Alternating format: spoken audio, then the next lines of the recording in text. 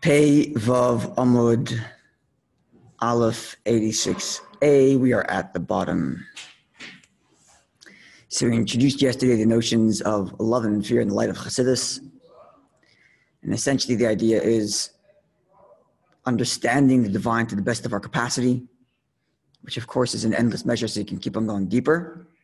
Love is a desire to want to attach to God, and that love is fulfilled through mitzvahs. And if a person can say, to do Teshuva and say, I have my love for Hashem, I want to return to becoming one with Hashem.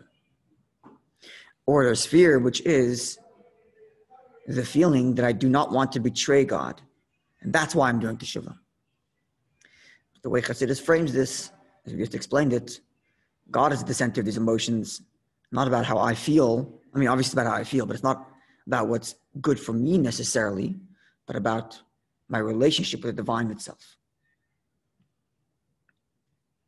Having said that, now let's introduce some of the Gemara texts which discuss Teshuva out of love versus Teshuva out of fear, and the different ways in which that it results, and the different resulting effects. So the line, it's 1, 2, 3, 4, 5, 6 lines at the bottom of the page, and third to last word. Rav Chaim Bar Chanina raised the following seeming objection, or the following seeming contradiction between two verses. First, he quotes the verse that we quoted yesterday, which reads, see if the verse reads, Shuvu vanim shoivivim. Return, my children, O returnees. Now, the implication is, that different ways of understanding this, we'll read what Rashi does. The implication is, the Mekara shoivivim matem. When the verse says, return, O returnees, that means to say, even before they've returned, they're returnees. And therefore, so explains Rashi, that the way this verse seems to be phrased, it seems like that as a result of Teshuva, God's going to consider as if the fact that when you did it, the sin to begin with, it was done in such a way that it was not on purpose anyway.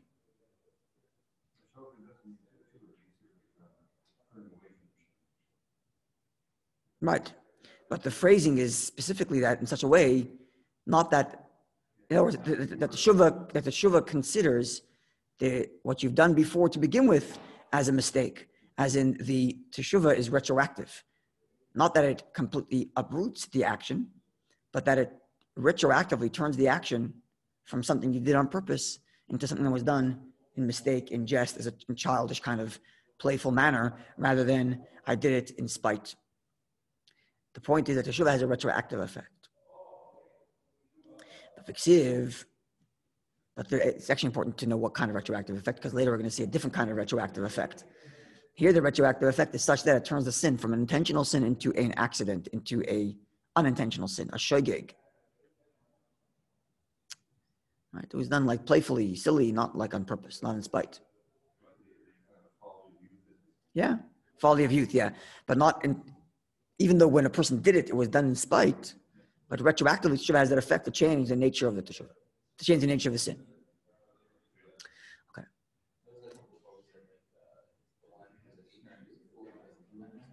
Right. But even though you weren't that kind of person, Teshuva will retroactively make that God will consider the action you've done as if you were ignorant, you didn't know anything, and you just did a mistake. So so let's get to that. Let's get to that. Yeah. Yeah, we're going to get that in a second. We're going to discuss the difference here. Okay, now the Ksiva, it says, that's one verse, which implies that Teshuva has a retroactive effect on the sin. The Ksiva, another verse reads, Erpa Meshuvah Seichem. It's a different verse than said yesterday, but it's a similar verse. Here there's a chaf, the one before yesterday doesn't have a chaf in the word, but I will heal from your returning, meaning when you return, you get healed. That is to say, as Rashi explains it, that from henceforth there's healing. In other words, someone who is now healed doesn't retroactively undo the fact that the person was sick before. So from hence going forward, there's a healing, but the sin itself remains a sin. So does the Teshuva have an effect only from hence going forward? Now, I mean, my relationship with Hashem is healthy, or does it have an effect from the past in that Now in the past, my sin has been turned from something that I did intentionally to something that is done foolishly and unintentionally. So which one is it? Seems like a contradiction. And if it says the Gemara, like Kasha, there's no contradiction. Kan mi'ava, kan mi'yida. It depends if you're doing the teshuva out of love or teshuva out of fear. Teshuva out of love has an effect on the past. It changes the past. A teshuva out of fear is only hence going forward. And using yesterday's prism, we can explain this. Let's start with the fear. A teshuva out of fear is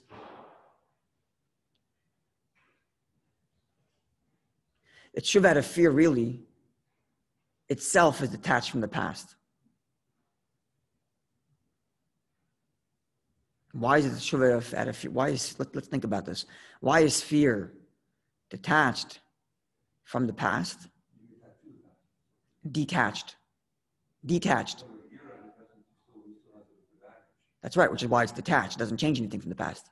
Because my decision to serve Hashem my decision from now going forward to not disappoint Hashem is unrelated to whatever happened in the past. That's correct, but yes, he still carries with, okay, I see what you're saying. I'm phrasing the same thing in a different way. What you mean to say is that it's still attached to the past as in you didn't let go of the past. I'm saying it's detached from the past as in to say it has no effect on the past. My decision is only a hence going forward. Right? Let me put it this way. Okay, let me put it this way. We're talking about the relationship with Hashem. Let's say a relationship with a king. And my relationship is, I don't want to disappoint the king. So if the king forgives me for my past actions, there's nothing to talk about anymore. Then the depth that I have to reach to get a fear and awe for the king, not to want to disappoint him, is only from now going forward, I don't want to disappoint him. Because he forgave me. There's no more to feel. But when there's a feeling of love for the king, then it's not just about, I don't want to disappoint the king, but it's actually, I love the king. I want to do good for the king. So then I can think about my past and be like, how could I have done that to the king? It's so not what the king likes. Even though I know the king forgave me. Right? When a person does teshuva, a person makes a decision, I'm no longer going to sin again. Right? The person can make the decision for social convention and he still halachically does the teshuva because he made a decision to no longer sin. It's a very childish reason to be doing teshuva because of social convention. But in theory, a person could do that because he made a decision to no longer sin. But when he does it now with a sense of awe for Hashem, I don't want to disappoint Hashem. So that's a decision I'm making from now going forward. The king forgave me, so forget about whatever I did in the past. And therefore, it doesn't change everything I did in the past. But we're forgetting about it because I've been forgiven. It doesn't change it. But it's we're turning a new page. I'm not disappointing Hashem from any time going forward. When I'm doing teshuva, I'm returning to Hashem. Now I'm returning to the service of Hashem because I love Hashem and I want to do what Hashem is right. So then there's still some part of me that says, how could I have done that thing which the king doesn't like? So my feelings that I have now to the king going forward are still somewhat related to my behavior of the past, and therefore retroactively changes the past. By the way, the year means he's afraid of punishment. Oh, Do it, but he won't do it because that's right. Social convention or because of fear of Hashem or whatever. So therefore, he's the same person, but he won't do it because that's right.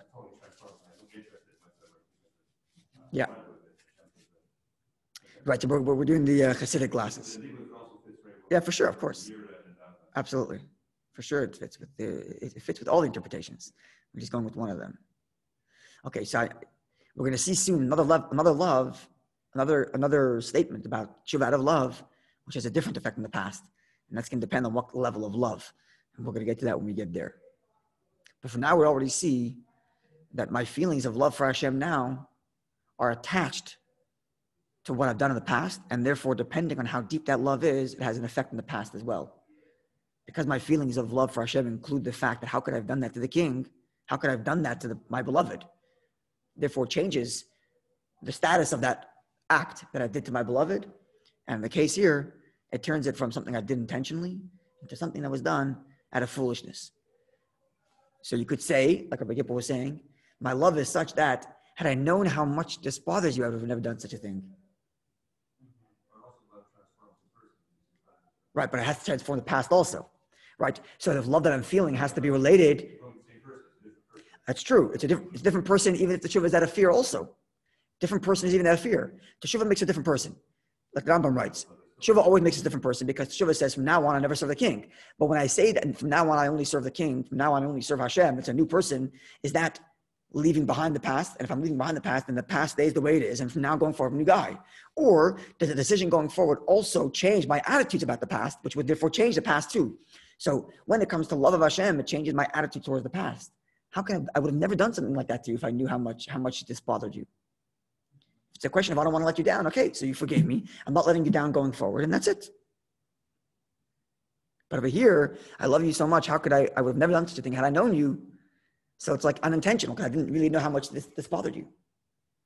Therefore, it turns that act into an unintentional act. Following? Yeah. Okay, but soon we're going to get to a deeper level of love. But before that, I'm saying you can always then use that. You can always say that every time discover a deeper level of different. Absolutely. Then you can say then all the past things we were at different level, even though it was a deeper level on absolutely should be foolishness. That's true. Absolutely. That's correct. So a person can be doing teshuva for the same sin many, many, many times. First, he did teshuva because of social convention. Because people look at him as scants. So he's not doing it anymore. Then he's going to do teshuva because he doesn't want to disappoint Hashem. Then he's going to do teshuva because he loves Hashem. Then a deeper love, and a deeper love, and a deeper love, and a higher fear. Constantly. That's correct. That's correct. So one of the things Alter writes about, I think it's about fasting. Remember this, I think it's about fasting. I'm going to mix this up. But there's a time when he says that there are times when Hashem expects of a person to do a deeper teshuva for the same thing he did in the past, and therefore he'll end up in a certain circumstance. I can't remember what it is, but that's the gist of it. That there are times in a person's life when a person has to think, maybe it's time to do teshuva for the same thing on a deeper level, but now for a deeper reason. Correct. That's correct. That's correct. That's right. So the teshuva he did yet last year doesn't work for now. He has to keep on doing it. Right.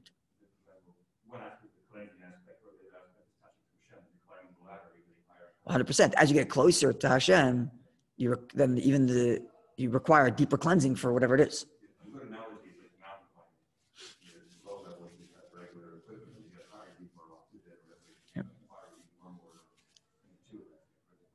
Okay.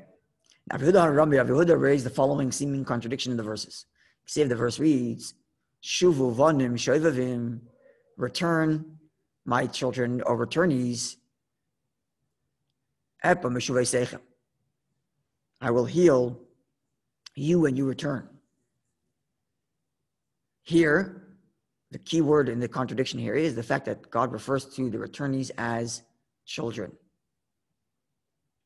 Eksiv, and then the verse reads, Ani, I. God says, let me read the verse in its original, it's actually Anochi in the verse, Ba'alti v'chem, I own you, Lakachti eschem echad me'ir v'shnayim mishpacha. I took one from a city and two from a family. In other words, only very few of you are actually going to make it to doing Teshuva. This is something we discussed in another Gemara elsewhere, in the Gemara in Sanhedrin. We're not going to get into that.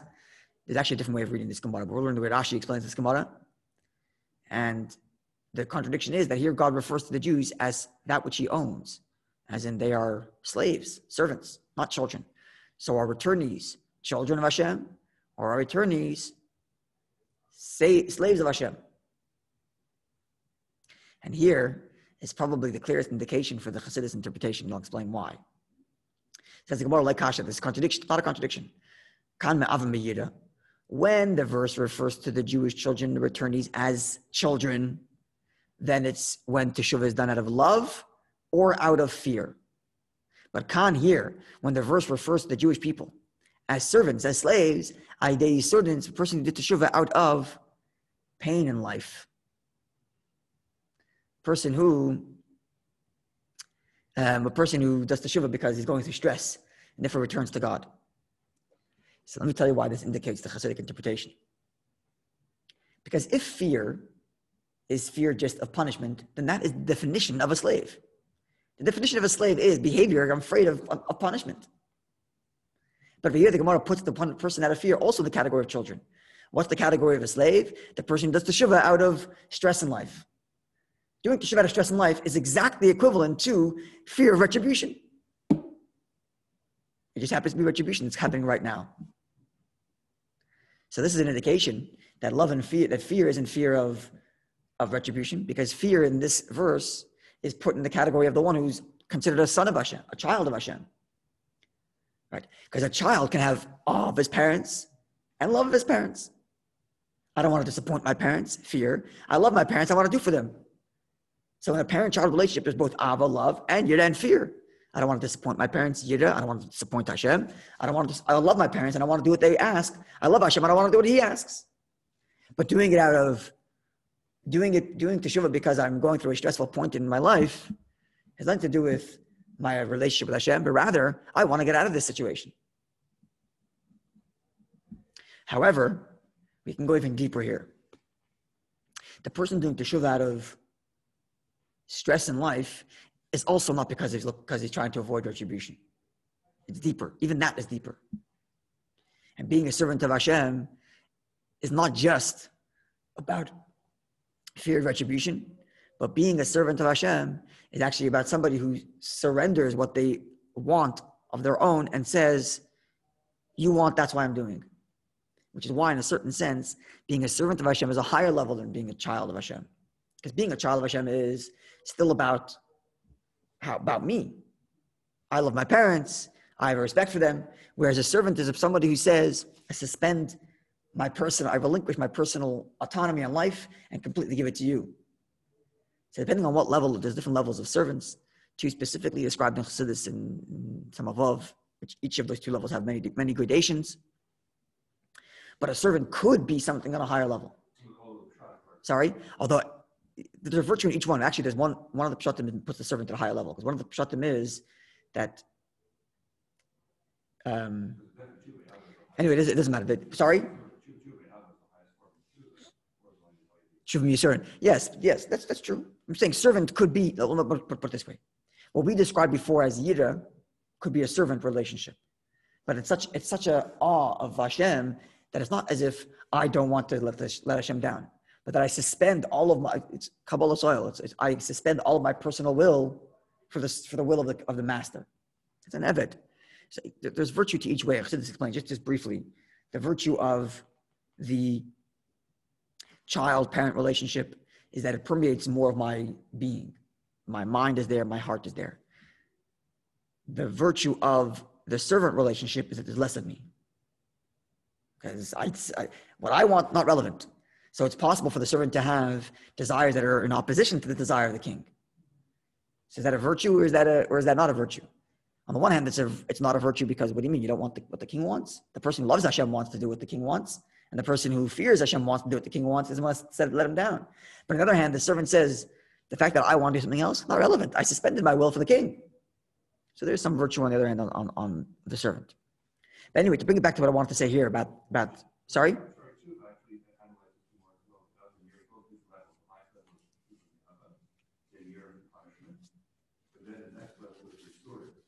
Yes, I'm giving you a different.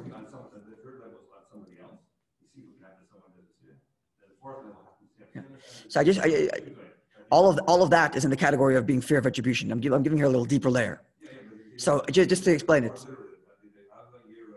1 second, you're going to see it's still literal. It's still literal. So far, 1 second. So far, the Hasidic interpretation of Ava is literal, and the Hasidic interpretation of Yira is literal. In fact, I could argue it's more literal than the other interpretation. It's fear of Hashem, actual awe of Hashem, actual love of Hashem. 1 second. Hold on a second. The Gemara doesn't mention the word punishment. The Gemara does not mention the word punishment. So it's not more literal to interpret the Gemara that fear means fear of punishment. Nowhere does the Gemara mention the word punishment anywhere, certainly not in these passages. 1 second. So it's not more literal because he understands it that way. It's a different reading. It's not more literal. The Gemara can be read literally as the love and fears we described in Chassidus, because nowhere does it mention retribution. Now, when it comes to Yisurin, when it comes to doing love, doing Teshuva, because a person's going through stress in life, the Gemara here seems to imply that it's a lower level, and that might be a fear of retribution. I'm being punished now. I want it to stop, so I'm doing Teshuva. That's how a person can understand. I understand that. I'm giving a different interpretation. We've already went through this. I did all my legal duties. Chassidus is giving a different interpretation. There are 1,000 others, but it's not as if one's more literal than the other. That's all I'm making the point. It's not as if like one's more literal. Now, let's get to try to understand the Gemara of doing Teshuva out of Yisurin, out of stress in life. So one way to read it is, I'm going through stress in life. I want it to stop, so I'm doing Teshuva. Asking Hashem, please make this stop. I'm not going to break your rules again. Which, if that's how you read this Gemara, then that would mean that Teshuva out of Yisurin is a Teshuva of retribution. Right? Whereas the Teshuva out of Yida, which the Gemara here lumps together with love, which the Gemara lumps into the category of the one who's a child, therefore implies a higher level. Which is why, actually, the Chassidic interpretation of Yida, of fear, fits more literally here. Because that kind of fear that the Chassidus talks about, where I don't want to let Hashem down, is akin to the way a child fears about a parent. I don't want to let my parent down. A mature child, a child doesn't only do what their parents want because they're afraid of retribution. They do it because, in fact, the biggest retribution a parent can give a child is not, time out. It's disappointment. A child doesn't want to feel disappointment from their parent. It's about not wanting to let the parent down. Okay. But even the level of doing Teshuva out of Yisurin, out of stress in life, isn't necessarily an issue of retribution. How so? This is where I want to go. What happens when a person goes through stress in life is they start asking existential questions. That's what happens. It's the nature of reality. When you start to, when a person is living a life hunky-dory and they spend 90% of their time thinking about things that are not related to the essence of life. They're spending what color car do I want? What color suits do I want? And even bigger things like, which house should I buy? It's a big decision in life. What house should I buy? But then when a person's hit with a real crisis, all those questions become foolish and silly. And the person looks at himself and says, this is what I spent my whole life on? There's like a real crisis here. There's a crisis of health, God forbid, or a crisis, some other issues of real crisis. A person starts to question, well, what's the point of everything? Now, when a person thinks that way and then says, well, hold on a second. If the center of life is, and the truth is God, and that's where I should be going, doing Teshuva with that kind of thought is very deep. It's not shallow Teshuva. I'm trying to avoid you striking me down, so now I'm doing Teshuva. It's a very deep Teshuva. Teshuva comes from a very existential place. So why is it lacking? And why is it only called the servant and not called a child? The reason is because you needed Hashem to prod you. Hashem had to put you in a circumstance where you start to think about existential questions, and therefore the person did Teshuva. And that's like a master and a servant, in which the master has to tell the servant what to do. The master has to push the servant to where to go. Whereas in a parent and child, the child is motivated to do what's right simply because he's a child. Doesn't need the parent to motivate him, at least not at the beginning stages maybe. But as a child develops, let's say that, it doesn't have to be a little child. It could be an adult child or an adult parent. I'm listening to my parents are prodding me along because they're my parents and I love them, or I don't want to disappoint them, fear, and that's what I'm doing. So therefore, love and fear are both in the child category because it doesn't require any prodding. Hashem doesn't have to create circumstances to make me want to return to him. I return to him because I love him. I'm a child. Or I don't want to disappoint him because I'm a child. Whereas the servant here, even if it's not a question of a fear of retribution, it's a deep teshuva coming from an existential question of what's my life about. But it required that Hashem put you in that circumstance to make you think that way. Like a master that has to push the servant in the right circumstances so that the servant actually does what he's supposed to. And that's why it's, so to speak, a lower level. But at least we're elevating the teshuva here, that it's no longer just an issue of trying to avoid retribution. There's a much deeper connection to Hashem. But it required that Hashem put me into the circumstances to make that decision, to make that move. And therefore, it's at a lower level, it's a servant. Okay, we'll stop over here. And maybe, I'm stopping here because the next line of the Gemara could be read on an esoteric level. It actually is an esoteric Gemara. The Gemara identifies a level of the divine, and it requires some abstraction and esoteric imagination to understand. So we're going to leave that, God willing, for Monday. A wonderful day and a good Ner Shabbos.